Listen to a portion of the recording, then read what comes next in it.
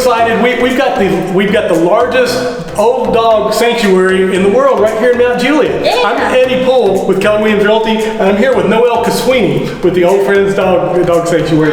The centerpiece of this area, aside from Susan, is our Intarsia art piece. This is a custom Intarsia artwork designed and created by a woman named Juliet. She is the first woman to be inducted into the Woodworking Hall of Fame. Right. It took her about 15 months to complete this piece. There's about 4,500 individual pieces in this piece. That's beautiful. Yeah, it's just a very beautiful tribute to past and present old friends. That's cool. So these aren't just random dogs. These are dogs. These are dogs who have been part of our family here. That's very cool. So this is Central Park.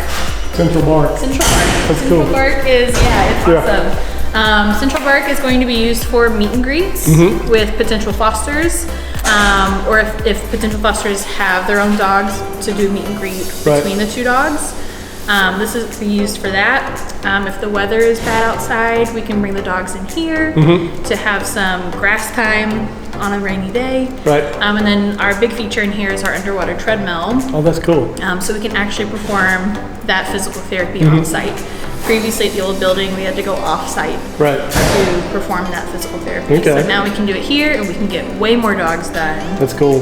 How many dogs are you able to have here, and then how many get adopted per month? Yeah, so we always have about 100 dogs here at the sanctuary. I think right now we're just under maybe like 96 or so, but we're always right around 100. Right. Dogs fostered per month really varies. Sometimes we have really great months where we get 15, 20 dogs out, and then there are some months where it's just like maybe 5. Right.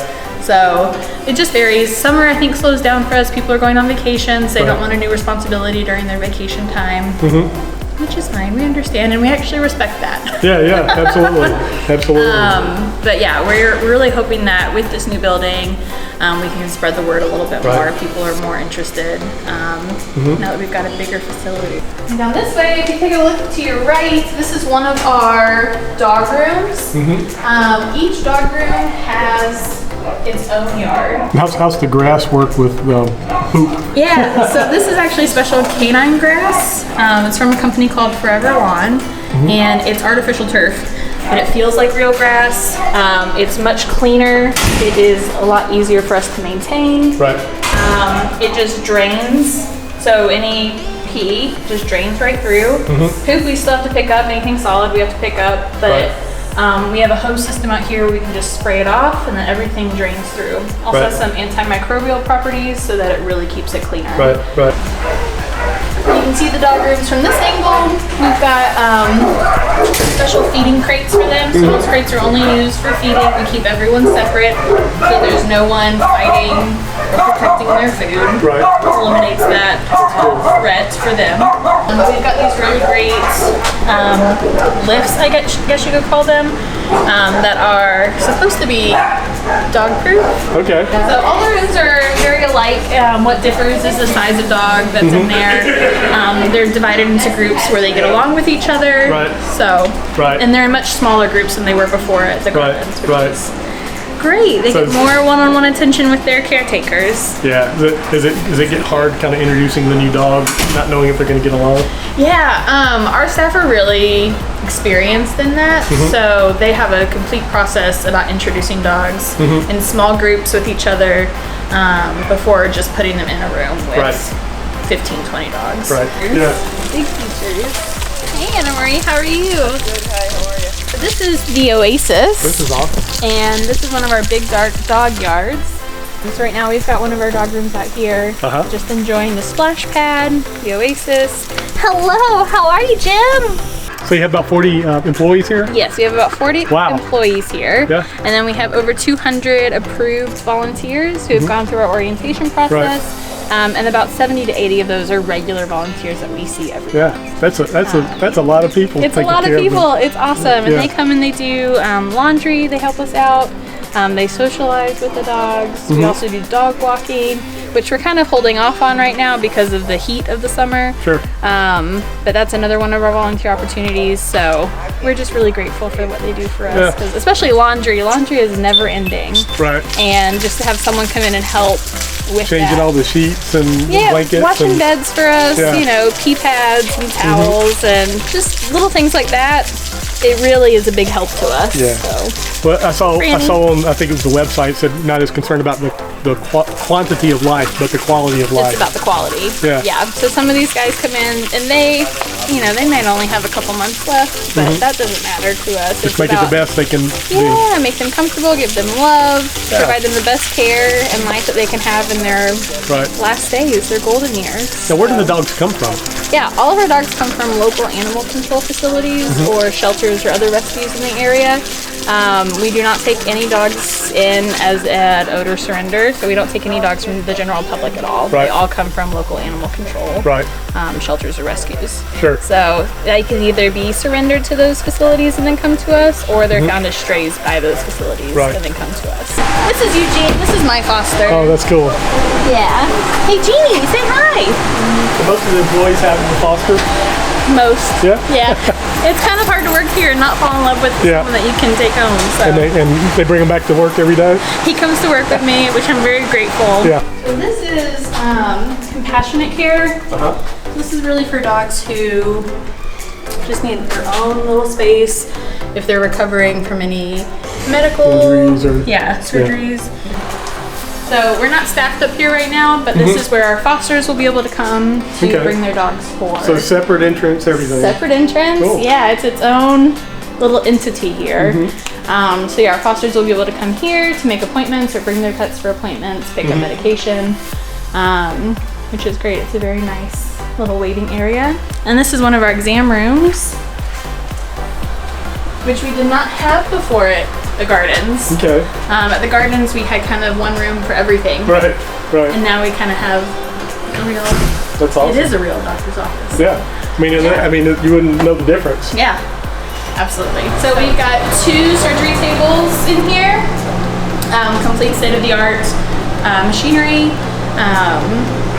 to perform any sterile procedure that we need to. That's awesome. Yeah. So what did you do before you had this? Before, any sterile procedures had to be outsourced. Okay. So we used other vets in the area, Yeah. Nashville vet specialists Okay. in 100 Oaks area. I know there were a couple of Avenue, I think, is one that we used. Right. So yeah, we would outsource. Okay. And now we don't have to, Yeah. which is That's awesome. fantastic. Whenever we bring new dogs in from other animal control or shelters, they come in here first and they stay in this room. This is called our intake room. They stay here for at least 5 to 7 days before being integrated into. Just to make sure they're healthy. Yeah, make sure that they're healthy, keep an eye on them. And our physical therapists use this space to provide physical therapy to our dogs. That's awesome. So this pup right here, this is Rex. Rex has degenerative myopathy, so he does not have the use of his back legs any longer. So they'll do exercises with him on this purple ball, which is called a peanut. He has a wheelchair that he uses just to kind of get him up and keep him mobile in his front. And then we have Juliet and Mabel, and they use the underwater treadmill. Okay. Also, in addition to some of these other physical therapies. Hi, sweet girl. Are you the geezer groomer? Hi, Iris. This is Stephanie. Stephanie's the geezer groomer, right? Yeah, she is. So this is Iris. She's a new dog because I've never met her before. She's beautiful. She is. So Stephanie, she just came in and and she's bathing her, cleaning her up. That's awesome. So some of our dogs are, while they are great dogs, are either dog selective, people selective, or aggressive. Right. So we have to keep them separate. They still get one-on-one attention and are given the same care as the other dogs. They just prefer their own space. Right. So that's what these 2 areas are. Okay. Here we have the pet house suites.